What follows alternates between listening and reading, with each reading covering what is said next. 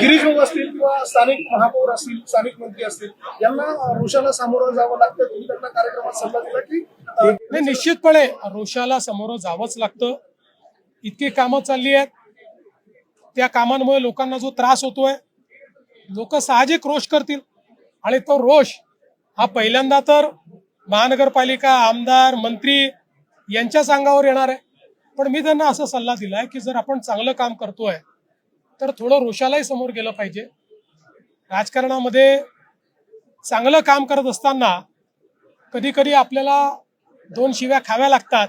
पण आपल्याला जर माहिती आहे आपण चांगलं काम करतोय तर उद्या तेच लोक आपल्याला धन्यवाद देखील देतात, आपलं स्वागत देखील करतात. नाही, अल्टिमेटम आहेच. बघा, शेवटी ही कामं इतक्या कमी वेळात इतकी कामं करायची आहेत की वेगानं केली तरी त्यात शेवटपर्यंत काही ना काही राहील.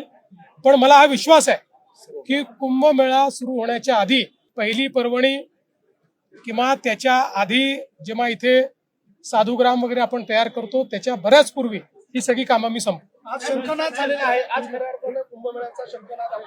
नाही, शंखनाद साधू संत करतील, आम्ही व्यवस्थेचा शंखनाद केला.